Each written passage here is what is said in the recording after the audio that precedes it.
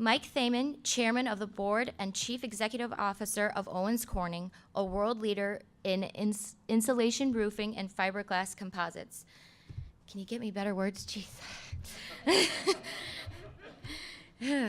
Mr. Thaman was named a member of the Board of Directors in January 2002 and elected chairman later that year.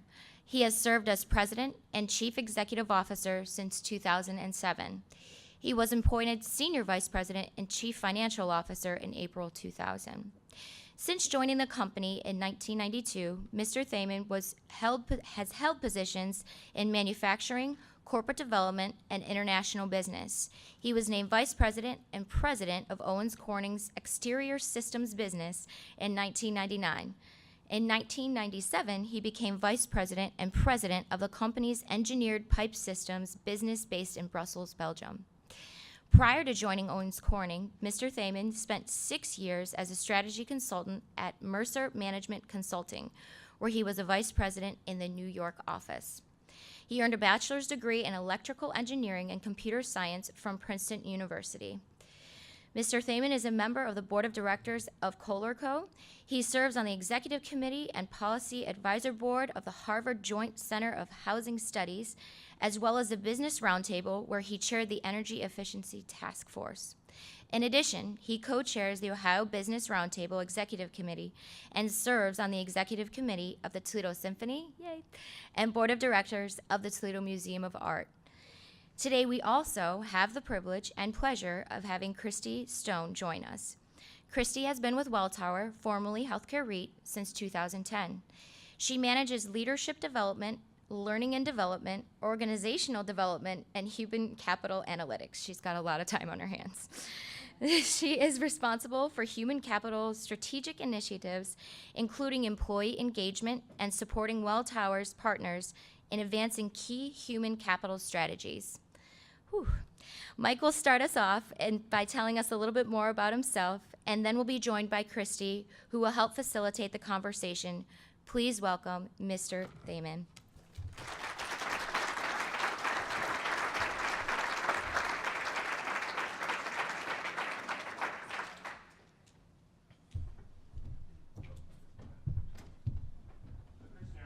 Casual and just sit over here in these chairs. I spent a lot of time in meetings with PowerPoint presentations, and I just couldn't bring myself to add another PowerPoint presentation to the world. So I asked Christy if she wouldn't join me up here and kind of facilitate a little bit of a conversation and keep this casual. First of all, just a compliment to Melissa and a thank you. This is a wonderful event. I was sitting over there looking at the agenda, and this is really the who's who of Toledo that's going to be here today. So I'm really honored to be the first guest to maybe kick off the day. I think if I was coming later in the day, I'd be a little bit nervous that I had nothing left to add. So it's always good to go first. That's probably my first rule of business I'll try to share with you today. My primary interest in coming is this is one of the few clubs in Toledo I haven't been asked to join. And I've been lobbying for membership for a while, and then my team over there explained that I aged out about 11 years ago. So, yes, you did. Yeah. Yes, you did. It's exciting to be in the room. We are, at Owens Corning, big supporters of EPIC. We believe, organizations like this do create an opportunity for young people to create, great professional careers in Toledo. Toledo's a city where my wife and my family and I have chosen to live. So I think when you've come to a place by choice, I think you appreciate, all of the benefits and assets of the community. We really love it here. We've been here now for 15 years. So I'm passionate about trying to spread that message to Owens Corning people, to the people that we recruit. And I believe this is a very livable city and a great place to live. But organizations like this that get the people of the community connected to one another and allow you to know one another, I think makes it a vibrant place. I'll share one piece of really good news, and then I'll open it up to Christy. I saw the note on interns, and or the video on interns, and yesterday Owens Corning got informed. I'm not going to know the name of the organization, Vault. So I don't know Vault, but I understand it's a very good HR organization. There were over 700 companies that applied profiling their internship programs, and we were chosen as one of the top 50 intern programs in the nation. We were number 27. And we've been very proud of what we've been trying to do around interns, but I would say a part of the reason why we were able to get good recognition for our intern program is things like what you did with Summer in the City. So, a part of it is they interview your interns and say, is everything the company says about the intern program actually what it was like? And you need happy, cheerful interns who say it was a great experience to work there this summer, which is the whole life, not just what you did at work, but what was the experience of coming to Toledo or in our case, someplace else to work for Owens Corning. And we were very pleased to get that recognition. I don't think we've formally announced that, although I probably think now we have. So I see Don Reddick over there nodding his head going, note to self, I better put a note out on that. Don's tweeting. Yeah.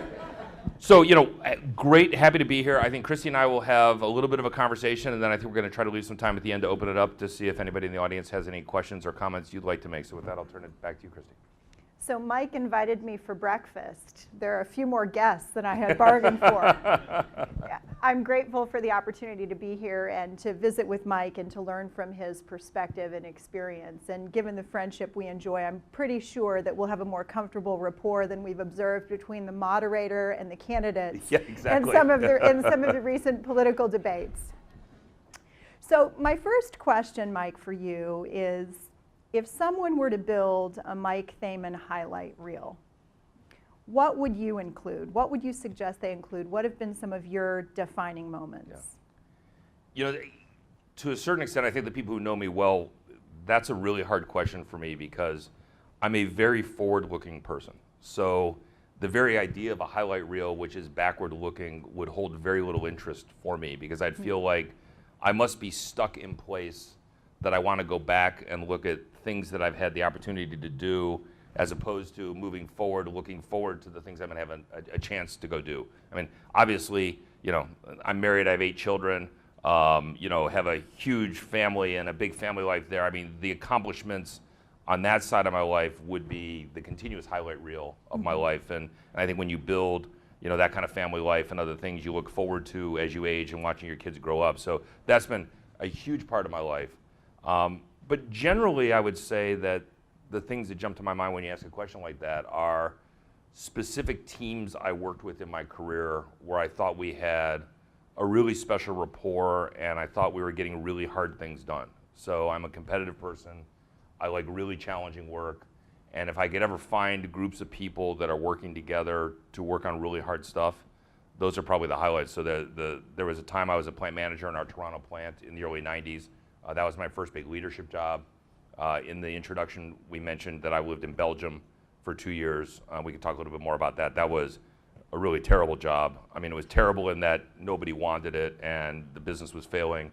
And for 2 years, I had a small group of folks that went in and turned around that business. And that, from a development point of view and an accomplishment point of view, is very rewarding. And then I'd probably say right now, professionally, I think at Owens Corning, I've got the best team running Owens Corning that I've seen in my 23 years.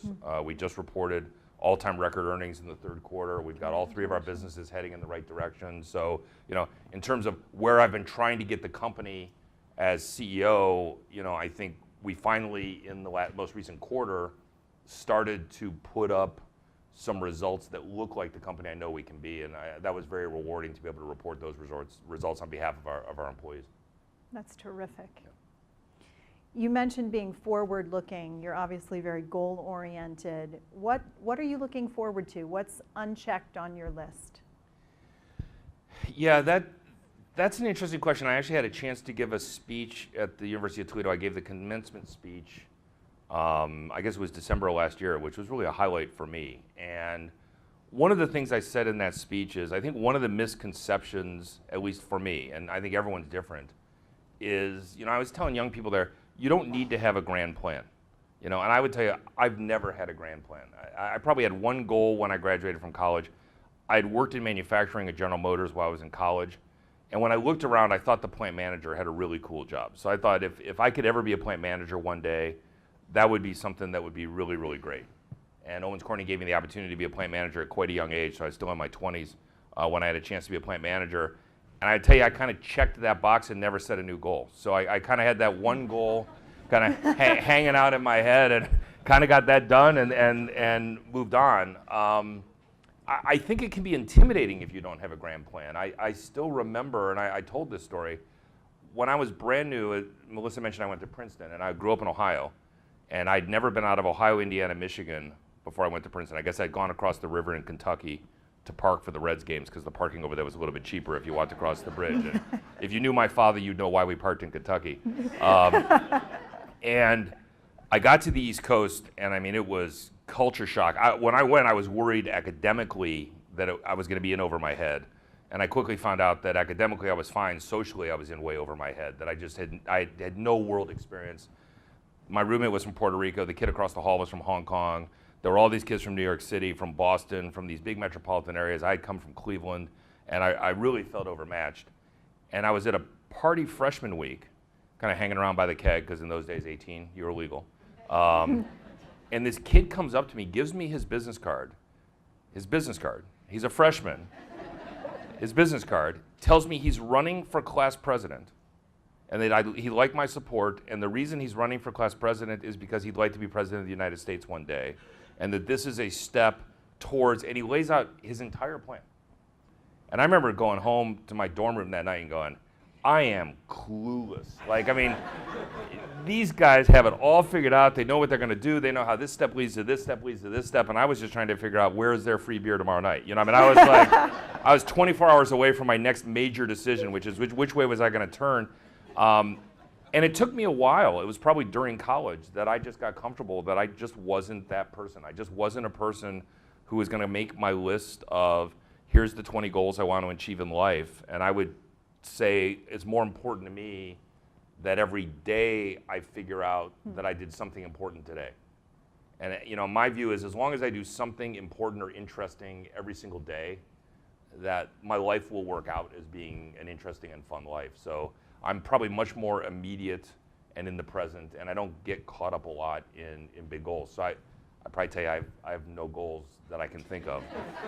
Well, it seems to have worked out for you just fine. You know, I mean, the normal goals: live to a decent age, you know, see your kids get married. I mean, those kinds of things, you know, those personal things, you hold very closely. But professionally, in terms of personal accomplishments, whatever today brings is what I'm most interested in accomplishing. That's a great perspective, and a little bit counter to, I think, a lot of the research and guidance that people are given. And so it's, I think, very gratifying to hear from you that hasn't hindered your accomplishments professionally or personally. Right, and it can erode, to be that way erodes your self-confidence a little bit, because a lot of times you can be around people who seem like they have it so figured out. And I think the flip side is, you can't let that be an excuse for doing nothing, right? So the flip side is, you have to have a motor that causes you to get up every day and want to compete. I think if you both have no grand plan and aren't competing every day, then you're kind of wandering. But I just know, based on my nature, because I get up and compete every day, having longer term goals would probably eat me up, because I'd be caught between always worrying about the next thing, and it's more important for me to be, you know, very much in the immediacy. But I think you have to know your own personality and know how you're wired. I definitely operate off of being competitive as where I get my energy. So, you know, where you get energy and how you guide your energy, I think is very, very important. I think people who are more aspirational, people who are more visionary, probably get a lot of their energy from moving themselves towards a vision for themselves. I tend to get my energy from seeing something happen right in front of me every single day. So that's you know, how I manage myself. That's really helpful for me, because I am a planner, and Sarah West knows that. She's a part of my team. I am a planner, and I draw a lot of energy from thinking about the future. And I think that's really positive in many ways. It's helped me be effective, but I think you can miss the moment. And so I think that's a very insightful perspective. Well, and at work, it's very important that you look at your team. I mean, we talk a lot about diversity. I think there's, you know, diversity of gender, there's diversity of ethnic background or race. You know, having diversity on your team where you have, you know, I need to keep people around me who are willing to be a bit more visionary and stretch me. I've seen other people who tend to be planners or a bit more visionary who kind of need an activator around them, someone who says, those are great, but let's do something right now. Let's just get a quick win. Let's build some momentum. And I think you have to have that mix to get a team to work very well. So professionally, I would, you know, tell you, look around, particularly when you have a chance to lead people. either, for your first time or if you're leading people now, do you have a bunch of people who think just like you, or do you have people on the team that have enough contrary points of view, not so much in terms of debate? I mean, debate gets a little bit tiring. So you don't want someone around you who just always disagrees with you or plays the devil's advocate. That's not diversity of style. But people who operate from a different spot in terms of where they get their energy. There's a person who wants to get something done. There's a person who wants to be aspirational. There's a person who can bridge the gap between the two of you. You need all of that on a team in order to be able to really lead change. So you've talked about deriving a lot of personal satisfaction from the effectiveness of teams. How do you coach and develop those who are on your team? Well, I probably have, I'll work my way into this story kind of backwards. I had an experience, I went to high school in Cleveland, and I played football there, and I was not a very good football player, so let's start there. And I played for a school that's a very good football program. And so I went back for my 25th reunion, and I was walking around with a kid who played center, which is the position I played. He was touring me around the school, and he was a junior, and it was a summer, and I asked him if he thought he'd start as a senior. And he started talking about all the different goals that the coaches had given him at the end of his junior year to prepare himself for the senior year, what he needed to do in terms of agility and strength, what he needed to do in terms of being able to call the plays at the line of scrimmage, et cetera, et cetera. And he went through the whole thing, and he talked about where he was against that set of goals and how he was doing. And I realized when I was a football player, my coach had told me at the end of my junior year, I need to see you in the weight room. And so I'd gone to the weight room. Now, I hadn't gotten any stronger. I'd go in the weight room and I'd hang around, right? Because the coach said, I need to see you in the weight room. And so I spent 6 months kind of going to the weight room, hanging out with my buddies. I got a little bit stronger, but I had no idea of what it was I was trying to accomplish in the weight room, besides the coaches told me, you want to start next year, we're going to need to see you in the weight room, right? And being seen in the weight room is an activity. Mm-hmm. Being able to bench press 350 pounds is an outcome.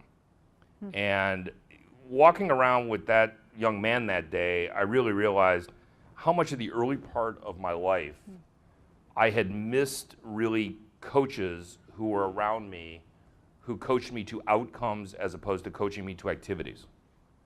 And I think it's really important if you coach somebody, you can't coach them, I need you to make 2 sales calls a week, or I need you to meet with so-and-so more often, right?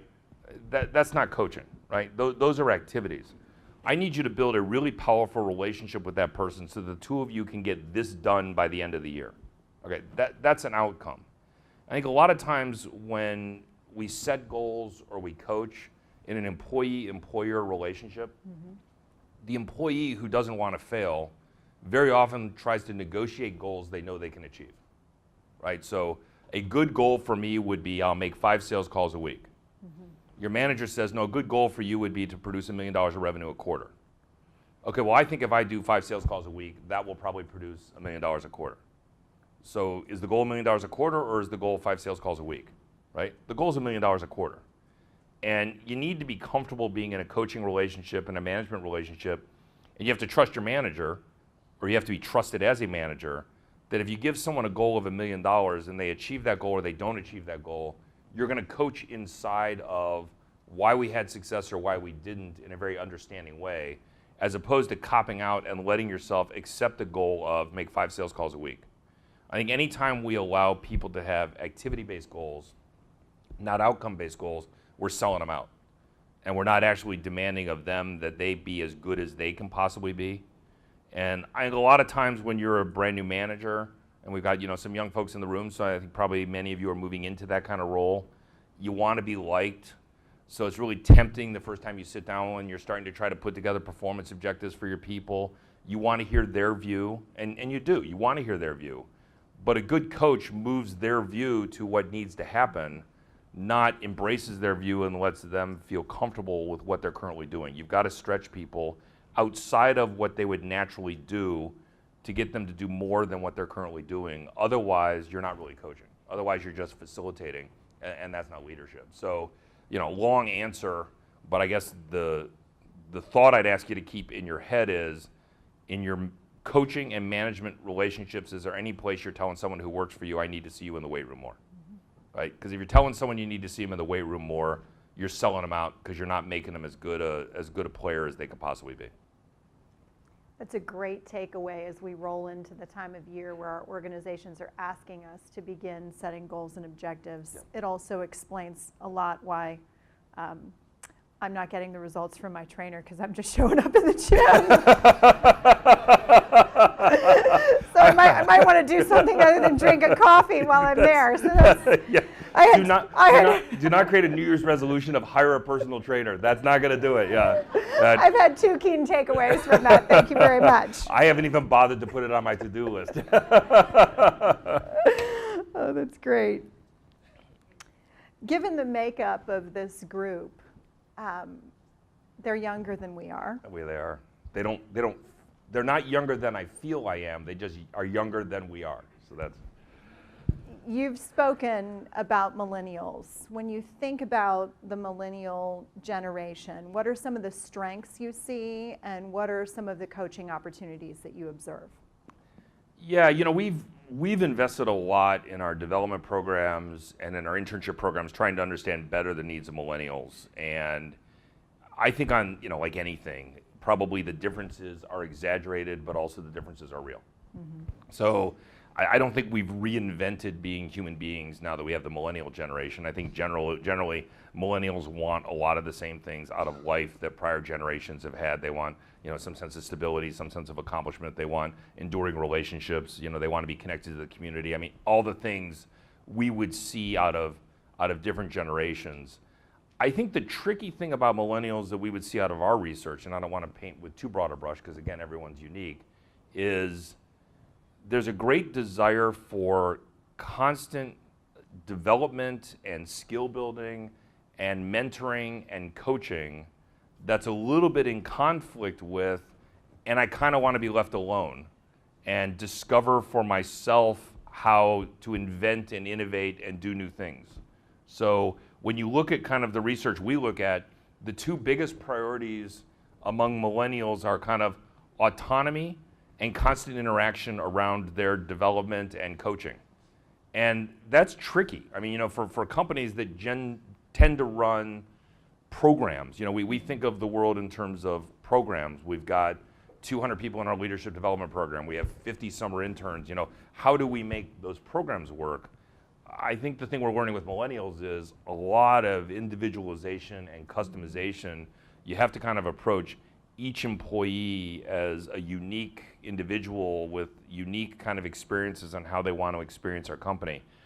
Once we get a little bit of momentum in people's careers and they learn to trust Owens Corning a little bit, I think that fades away a bit. And then, generally our programmatic way of managing people and our programmatic way of managing development will fit. Mm-hmm. So as we get to mid-career type programs, I'm not saying we're a one-size-fits-all company, I'm just saying interacting with your peers and being part of a development program that's more focused on the objectives of the company tends to fit better.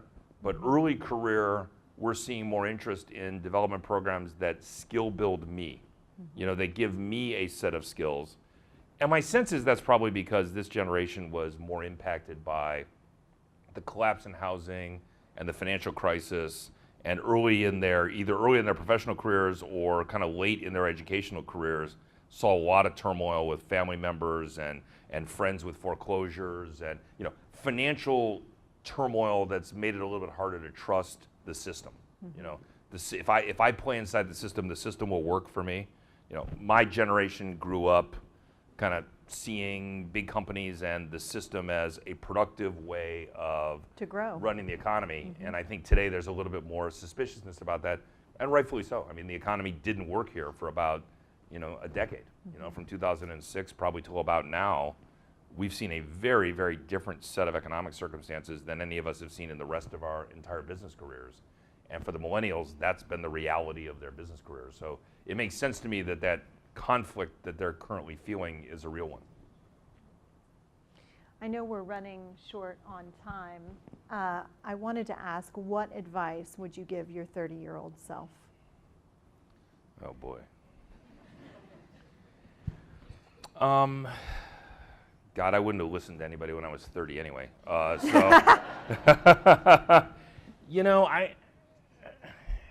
again, when you say looking back, I can vividly remember what I was doing when I was 30. I was a plant manager in Toronto. I had a young family. We were doing interesting things in the plant. I was fully engaged with the work I was doing.